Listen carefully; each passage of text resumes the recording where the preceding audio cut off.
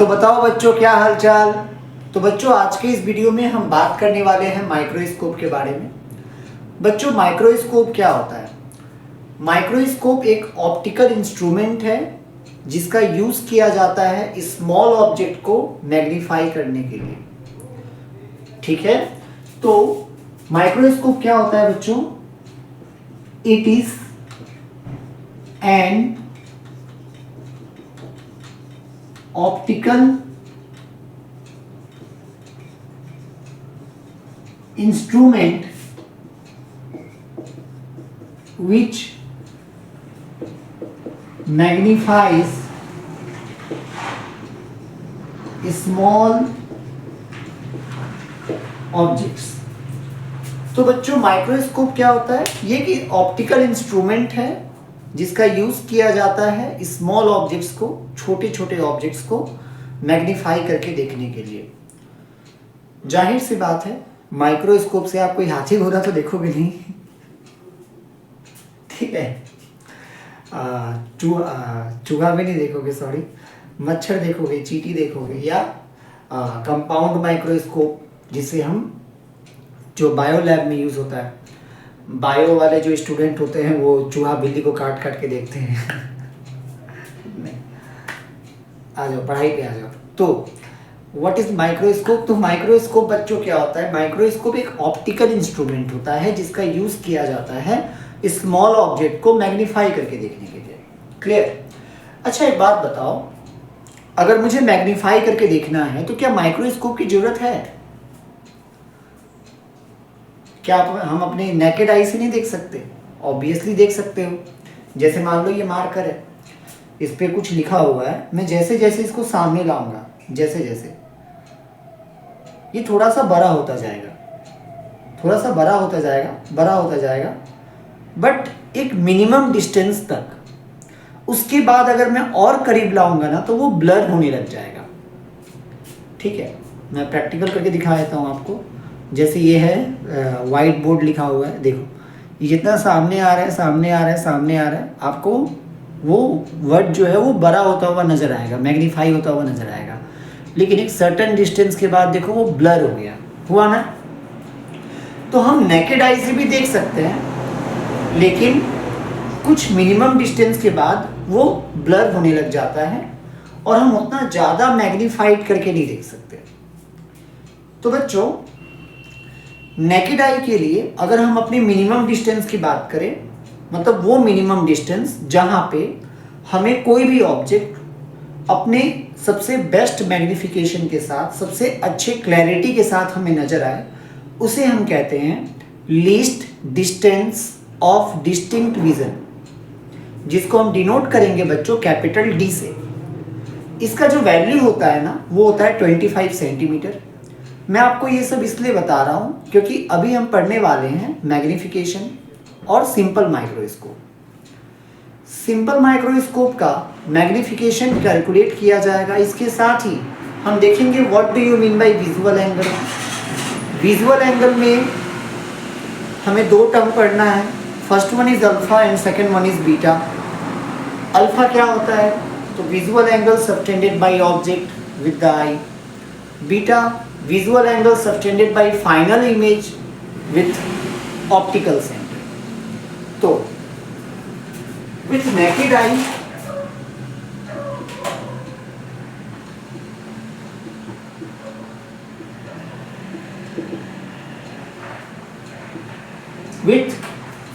eye to see object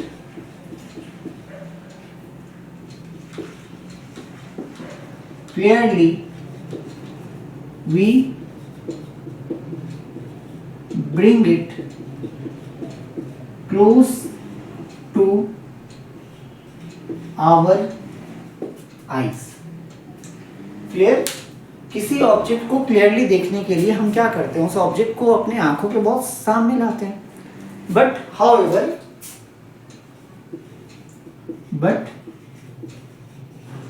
however there is a minimum distance,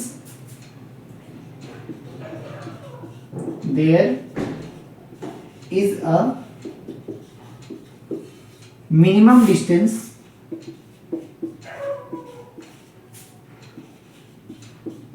up to which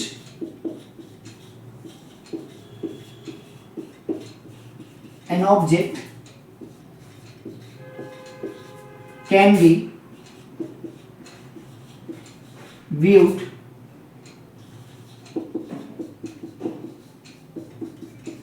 distinctly, मतलब clarity के साथ. This minimum distance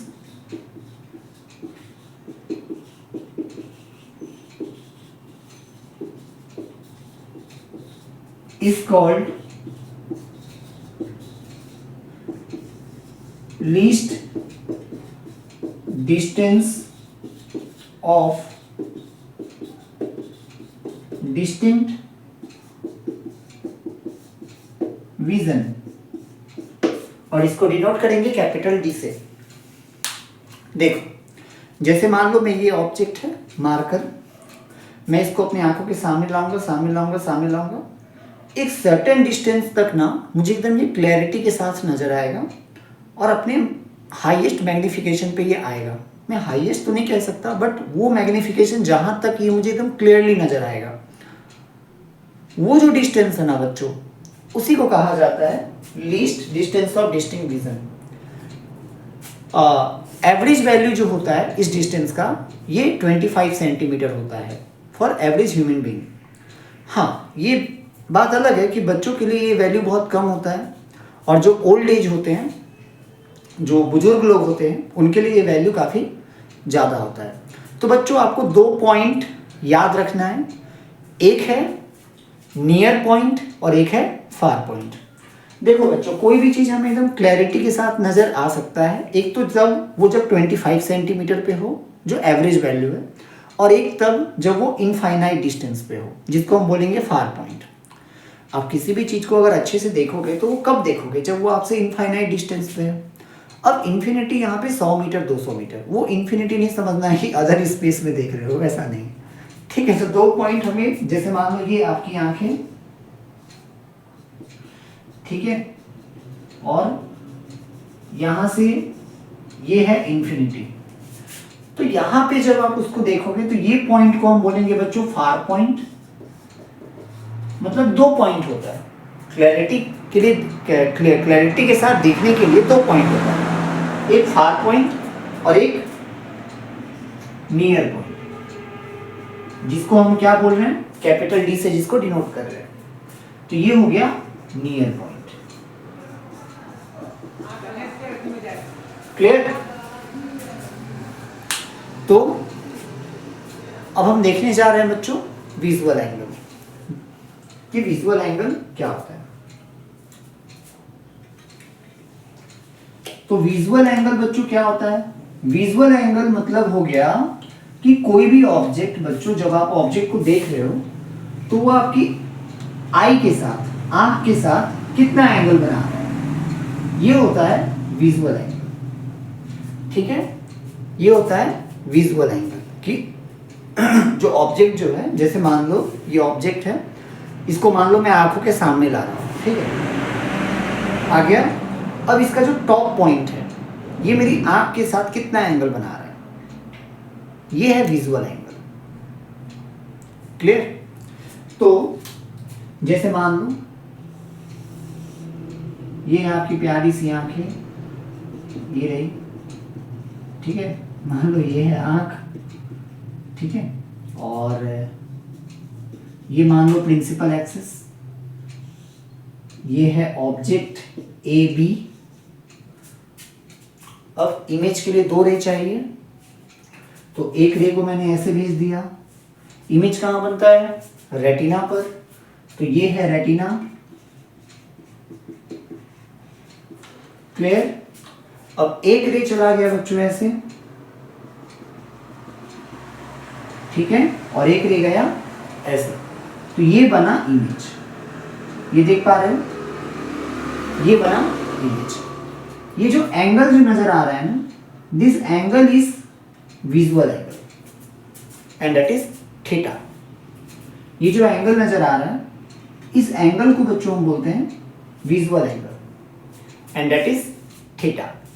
तो what is visual angle?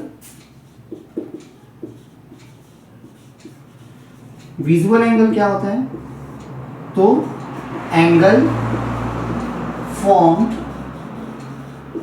Bye object at eye when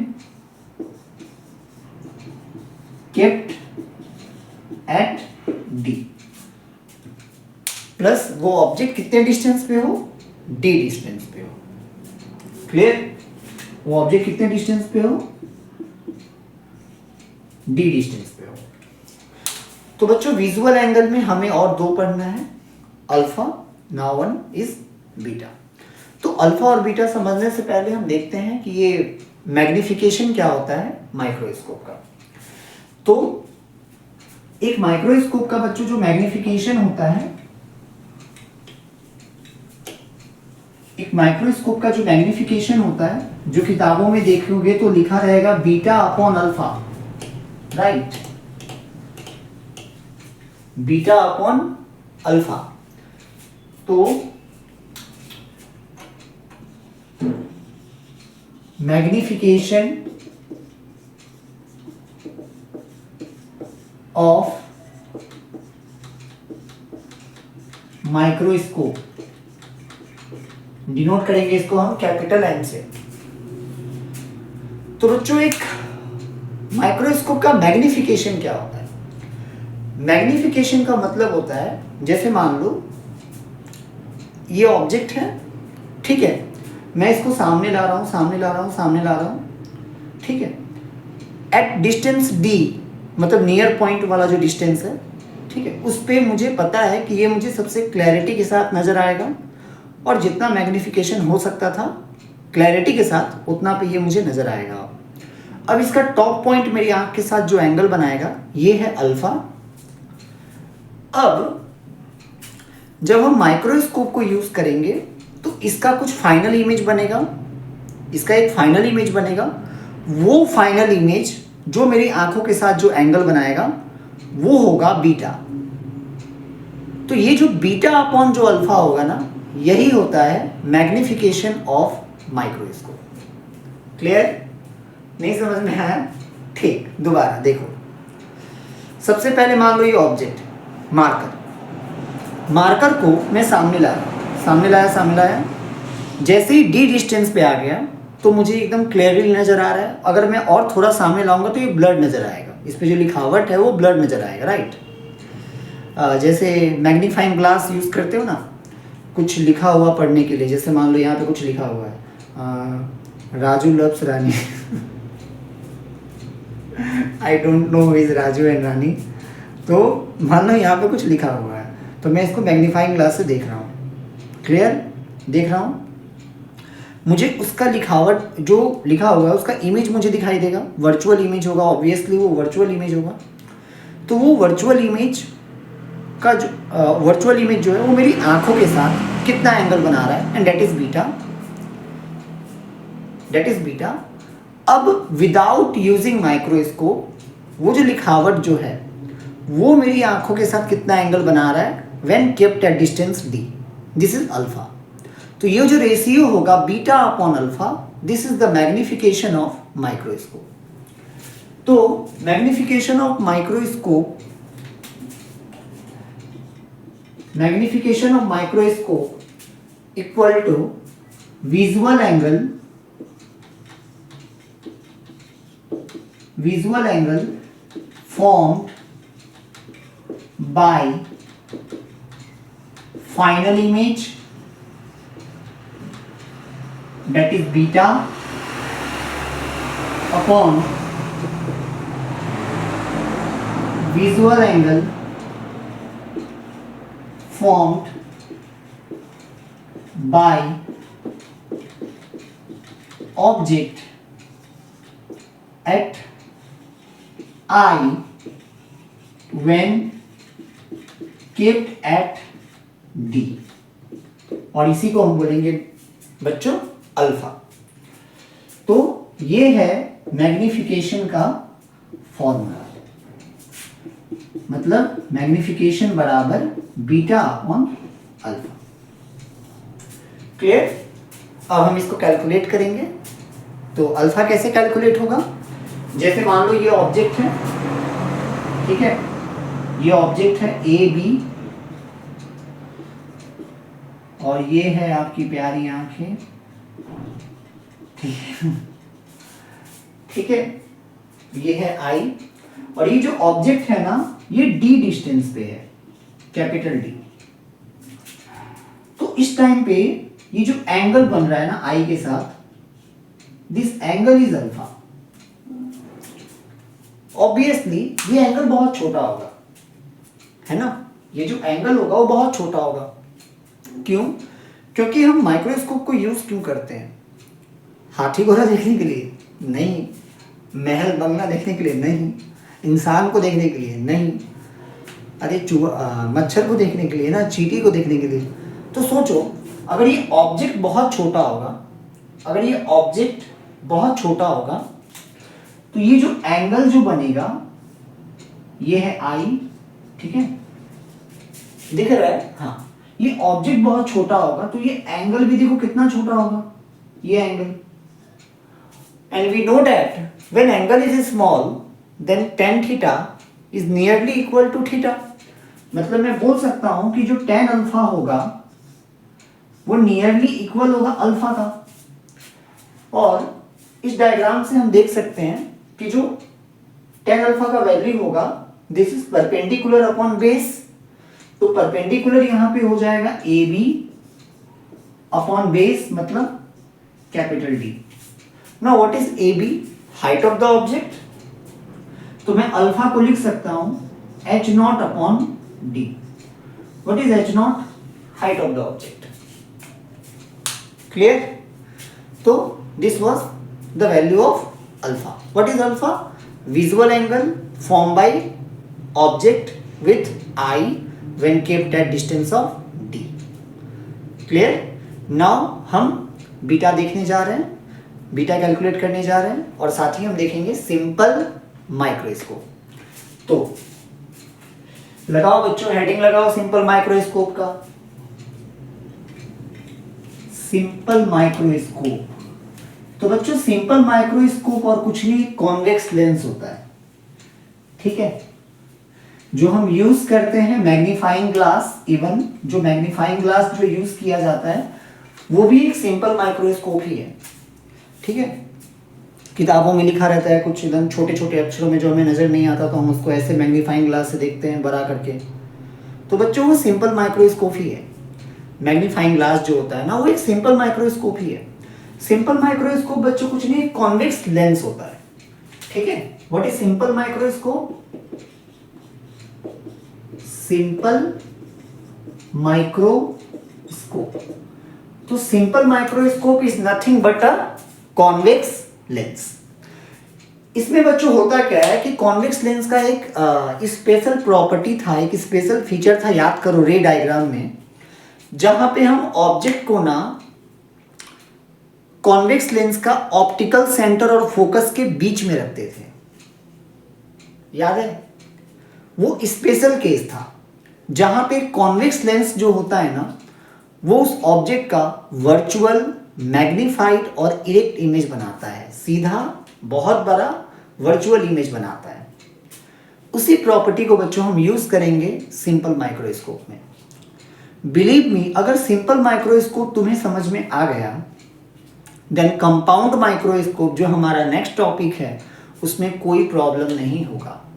but अगर आप simple microscope को नहीं समझेंगे तो आने वाला जो टॉपिक है कंपाउंड माइक्रोस्कोप वो नहीं समझ में आएगा। सो अच्छे से पढ़ें, मैं ज़्यादा कोशिश करूंगा कि कंसेप्चुअली बताया जाए, ठीक है। तो सिंपल माइक्रोस्कोप क्या होता है बच्चों? सिंपल माइक्रोस्कोप एक कॉन्वेक्स लेंस होता है, एक कॉन्वेक्स लेंस होता है, ठीक है, जहां पे हम ऑब्जेक्ट को कहां रखते हैं? फोकस और ऑप्टिकल सेंटर के बीच में।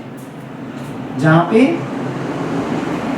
ऑब्जेक्ट को कहां रखते हैं? Between focus and optical centre. Example क्या है सिंपल माइक्रोस्कोप का? तो एग्जाम्पल है मैग्नीफाइंग ग्लास, मैग्नीफाइंग ग्लास। ठीक है, तो चलो इसको रे डायग्राम से समझते हैं। तो एक सबसे पहले कॉन्वेक्स लेंस बना लो। ये रहा इसका प्रिंसिपल एक्सिस, ये है ऑप्टिकल सेंटर, और मान लो ये है फोकस, ये है फोकस। क्लियर? और ऑब्जेक्ट जो है वो है ए बी, ये है ऑब्जेक्ट ए बी। क्लियर? अब देखो बच्चों, हमें क्या बनाना है? इमेज के लिए कितना रे चाहिए? 2 रे चाहिए। तो एक रे को मैं भेज दिया parallel to the principal axis. कहां से गुजरेगा? फोकस से गुजरेगा। एक रे को मैंने भेज दिया ऑप्टिकल सेंटर से। ठीक है, अब देखो ये दोनों रे जो है वो डाइवर्जिंग रे है, डाइवर्टेड है, डेविएट हो रहे हैं, मतलब एक दूसरे से दूर जाते जा रहे हैं। तो वो क्या आगे जाके मीट करेंगे? नहीं। तो ये कौन से रे हैं? डाइवर्जिंग रे, डाइवर्जिंग रे हैं बच्चों।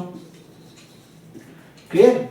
तो हमें क्या करना पड़ेगा? इन दोनों रिफ्रैक्टेड रे को बैक ट्रेस करना पड़ेगा। मतलब इसको बैक ट्रेस करने पर ऐसा लगेगा देखने वाले को, मतलब जो यहां से देख रहा होगा, मान लो यहां पे आपकी आंखें हैं, ऐसे ये आपकी मान लो आंखें हैं, तो यहां से जो इसको देख रहा होगा उसको ऐसा लगेगा कि ये दोनों रे कहां से आ रही है? यहां से आ रही है। मतलब इस ए पॉइंट का इमेज बनेगा ये ए डैश, और इस बी पॉइंट का इमेज बनेगा यहां पे बी डैश पे। क्लियर? तो ये स्पेशल केस था कॉन्वेक्स लेंस का, जहां पे convex lens virtual erect and magnified image बनाता था। क्लियर? अब हम कुछ यहाँ पे टर्म्स को यूज कर लें। तो बच्चों ये है ऑब्जेक्ट, और हमें पता है कि कोई भी डिस्टेंस कहाँ से मेजर होता है? ऑप्टिकल सेंटर से। तो ये वाला डिस्टेंस क्या होगा? You not. यू नॉट आप यू भी लिख सकते हो, मैं यू नॉट लिख रहा हूँ, आगे चल के काम आएगा कंपाउंड माइक्रोस्कोप में, इसलिए बस, और कुछ रीजन नहीं है इसका। यहाँ पे इमेज बना है तो इमेज का डिस्टेंस को हम बोलेंगे वी नॉट। ठीक है? Clear? Height of the object को बच्चों मान लेते हैं एच नॉट। ठीक है? And the height of the image is H F. तो अब याद करो मैंने बीटा को क्या बोला था? बीटा क्या होता है? Visual angle formed bye final image, visual angle form by final image with I. Right? मतलब ये वाला एंगल मैं बोल सकता हूं ना, ये वाला एंगल देखो, ये फाइनल इमेज है ए डैश बी डैश। अब ये जो विजुअल एंगल ये कितना एंगल बना रहा है? देखो ऑप्टिकल सेंटर के साथ, ऑब्वियसली ये जो एंगल होगा वही ये एंगल होगा ना, ये जो एंगल होगा वही ये एंगल होगा, वर्टिकल ऑपोजिट एंगल। तो ये है final image A dash B dash. अब देखो ये ऑप्टिकल सेंटर के साथ कितना एंगल बना रहा है? ये वाला जो एंगल है ना, this is known as beta, मतलब visual angle form by final image with optical centre, क्योंकि यही एंगल आई के साथ भी बन रहा है। तो अब हमें कैलकुलेट करना है बीटा। अब हमें कैलकुलेट करना है बीटा। पहले मैं लिख दे रहा हूं बीटा क्या है? Visual angle formed bye final image. हाँ, एक और चीज बच्चों, डायग्राम बहुत अच्छे से बनाना। ठीक है? डायग्राम बहुत इंपॉर्टेंट है, क्योंकि जब हम न्यूमेरिकल सॉल्व करेंगे ना, तो डायग्राम से ही आपको न्यूमेरिकल सॉल्व करने में बहुत आसानी मिलेगी। तो डायग्राम बहुत अच्छे से बनाना। मेरा डायग्राम इतना अच्छा है नहीं, इतना अच्छा डायग्राम बनाता तो प्रोफेसर नहीं होता कॉलेज का। ठीक है? देखो, तो बीटा क्या है? Visual angle form by final image. Clear?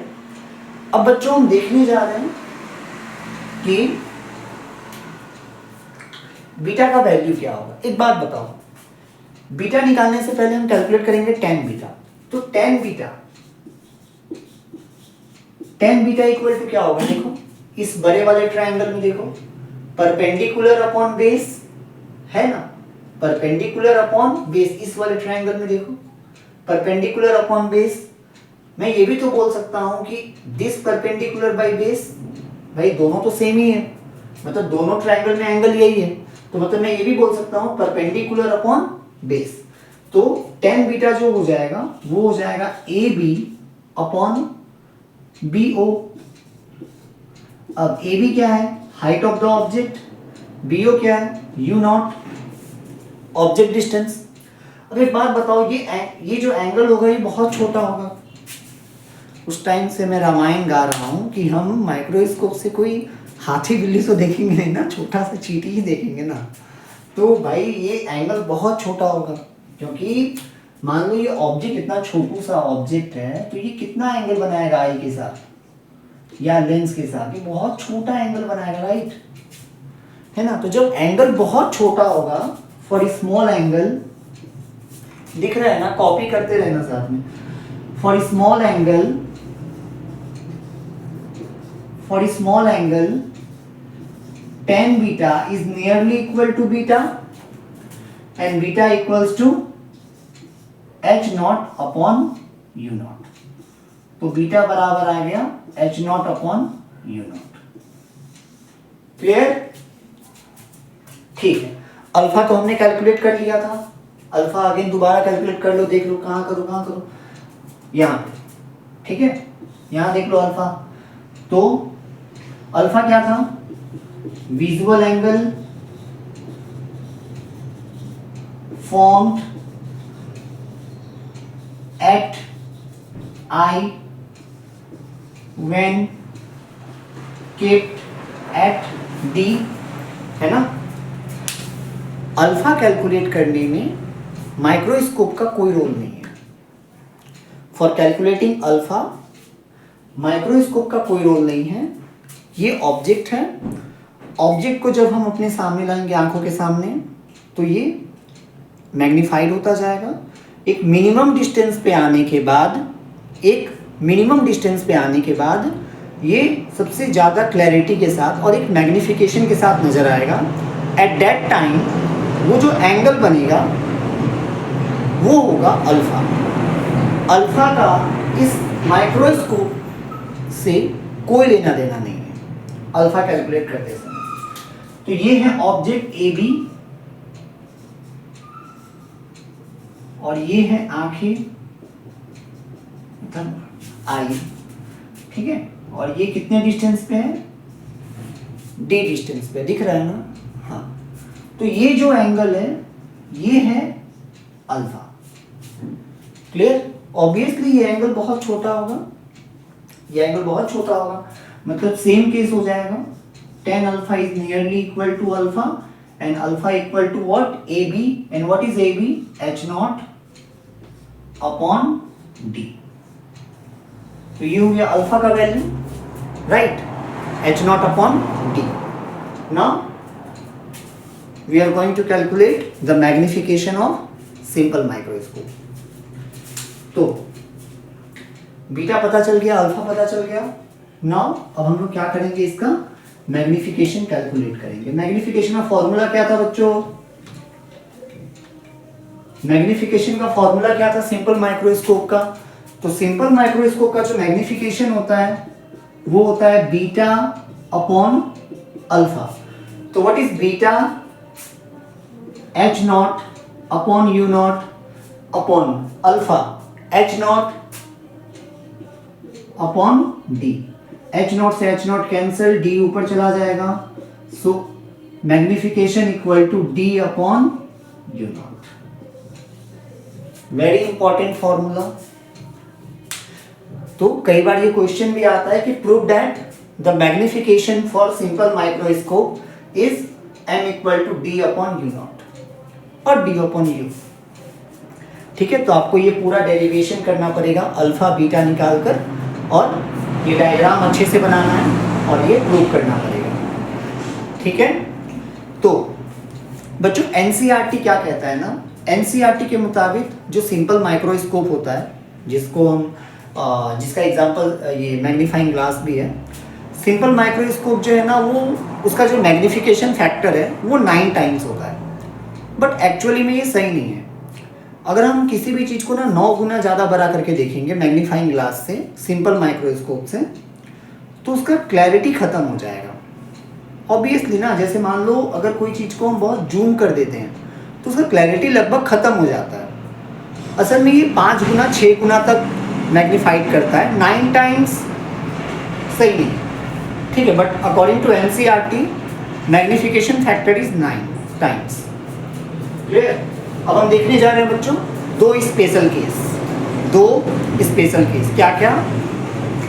First one is maximum magnification of simple microscope and second one is magnification for simple microscope with relaxed eye, ठीक है। तो दोनों को हम देखने जा रहे हैं।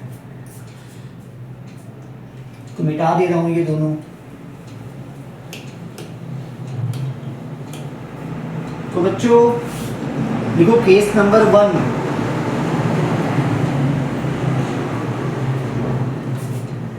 असल में हो क्या रहा है, पड़ोसी की शादी है तो बाराती के गाड़ी जा रहे हैं इसलिए गाड़ियों का आवाज़ आ रहा है ना।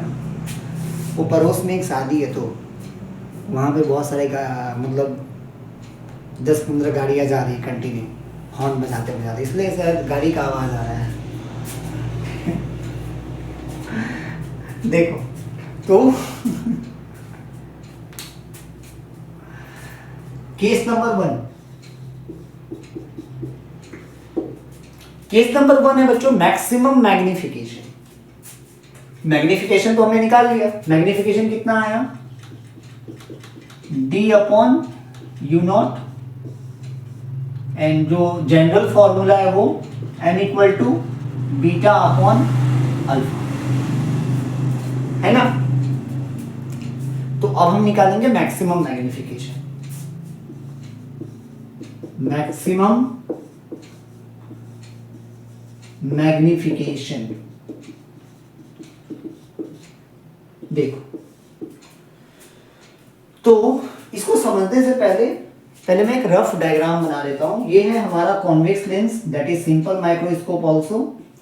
ये प्रिंसिपल एक्सिस, ये है मान लो इसका फोकस, ये है ऑब्जेक्ट ए बी, ये गया एक ray parallel passing through the focus, तो ये हो गया फोकस, और ये हो गया बच्चों ऑप्टिकल सेंटर। एक रे यहां से गुजार दिया, दोनों डाइवर्जिंग रे हैं, दोनों आपस में मीट नहीं करेंगे।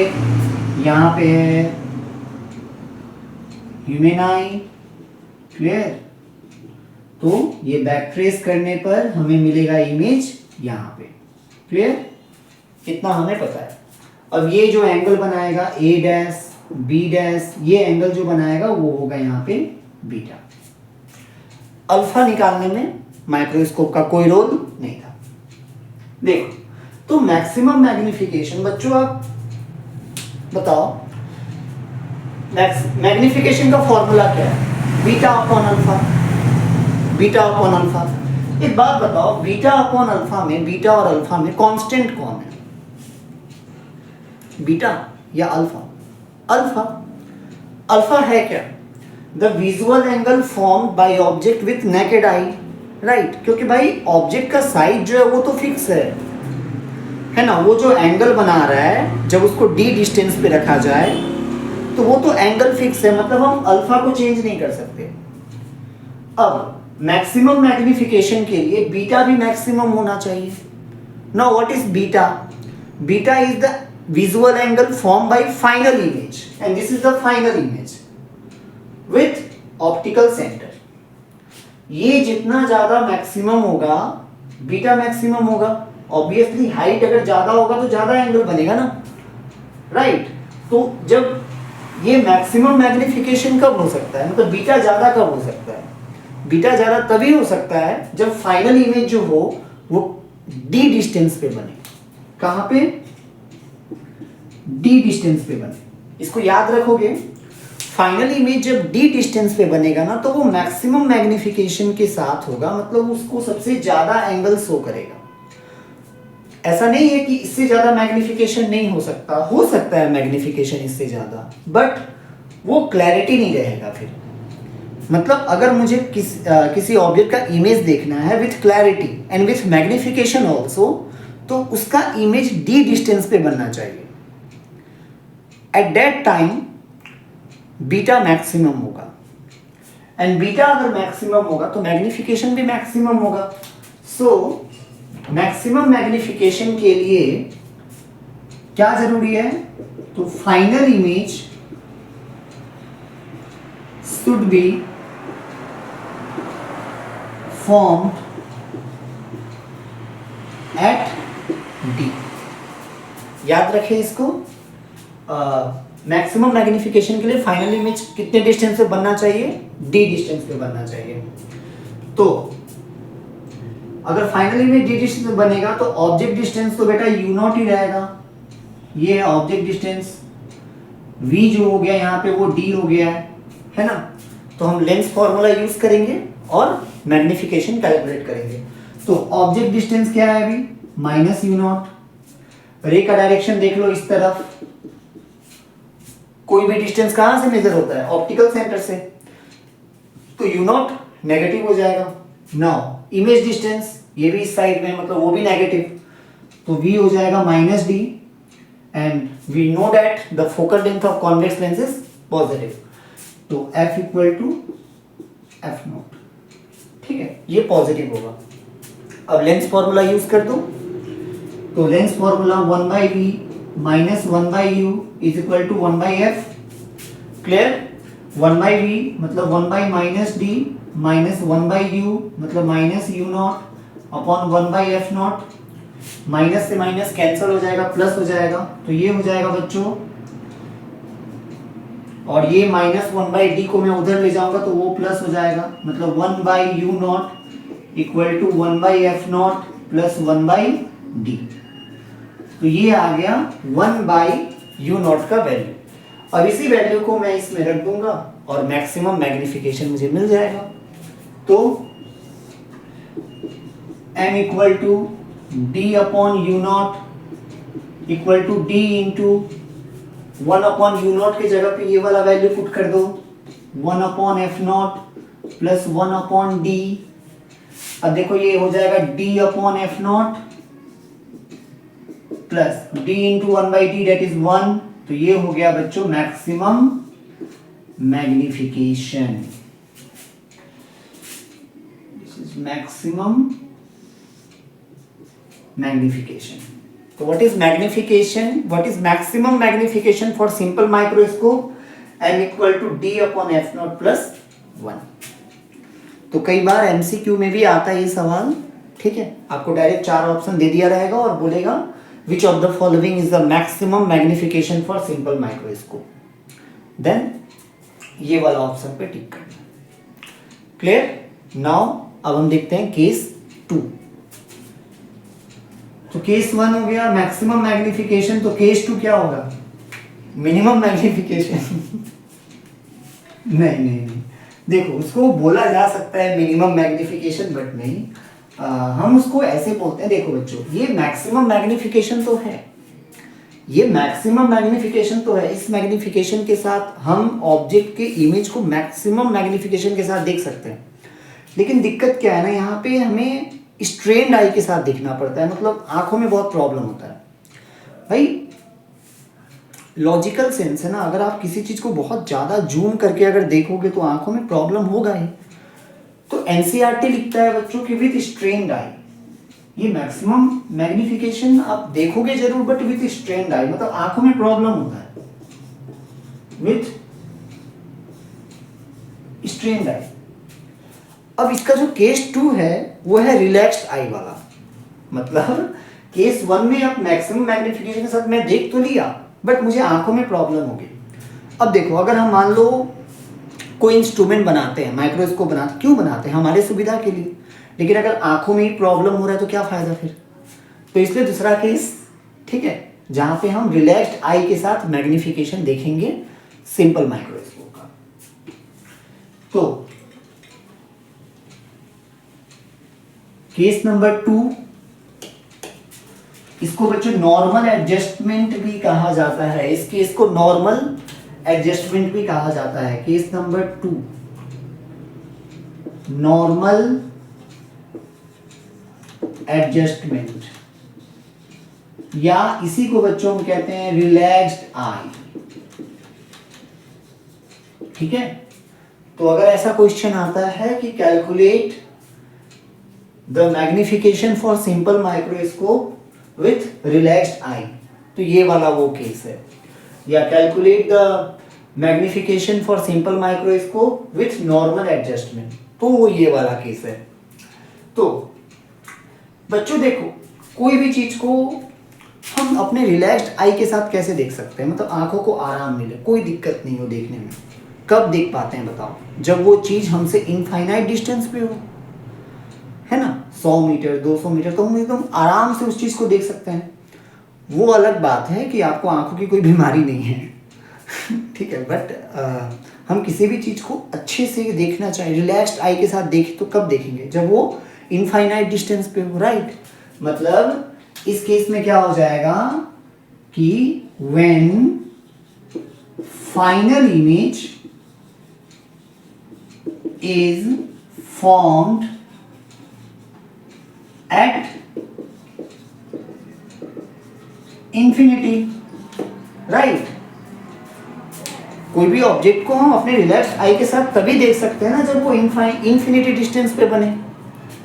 मतलब in this case object distance तो बच्चों वही रहेगा, इमेज डिस्टेंस हो जाएगा इंफिनिटी, क्लियर। और फोकल लेंथ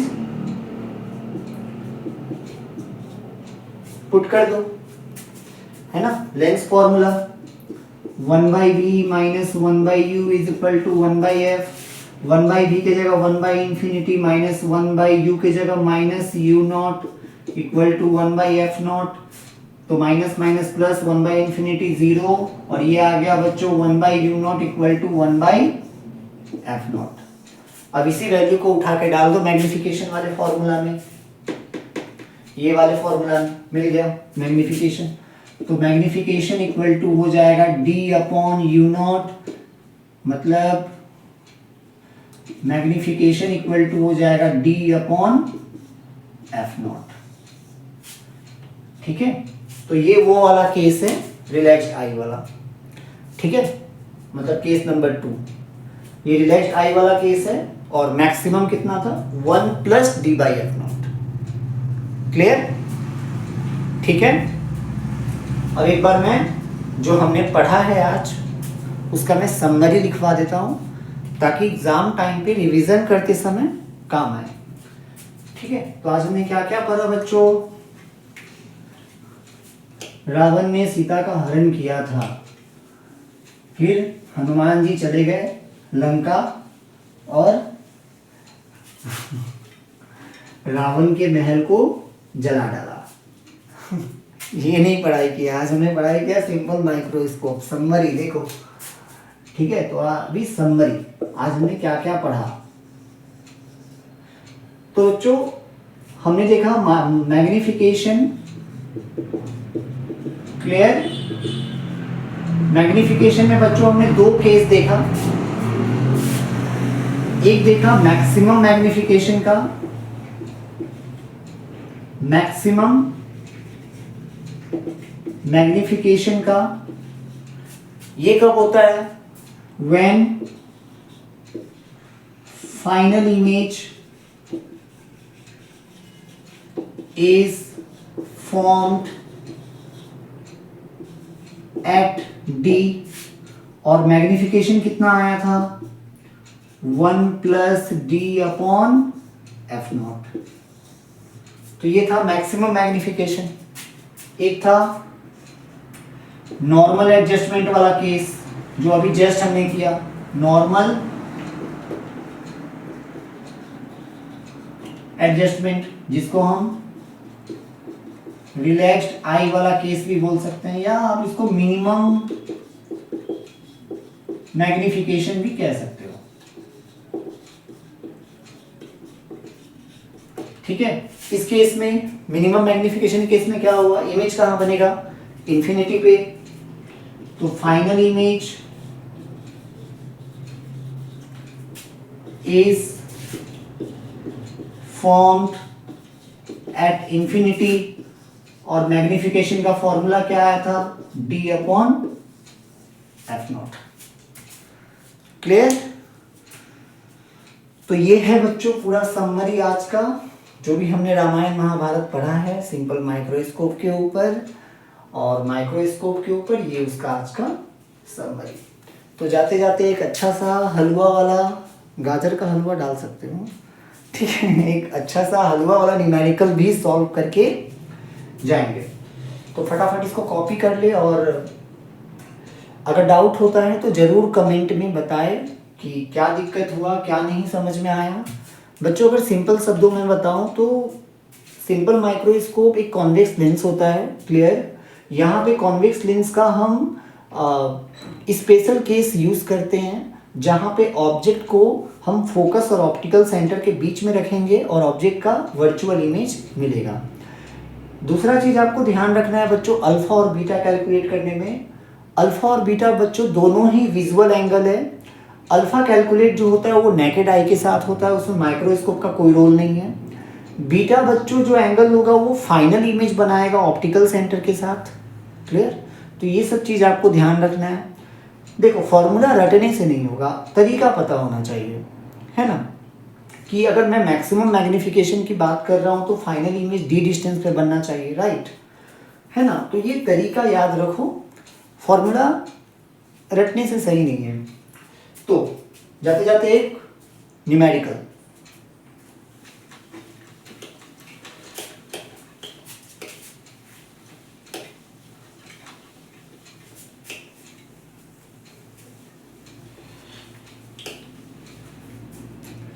तो बच्चों क्वेश्चन सवाल number 1,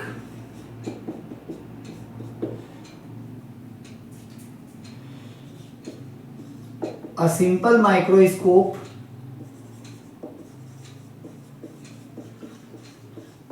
of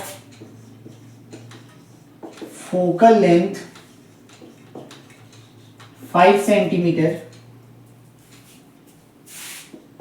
is used to magnifies an object. Clear?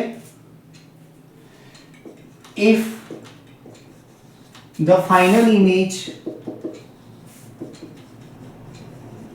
is formed at D, calculate the magnification for simple microscope.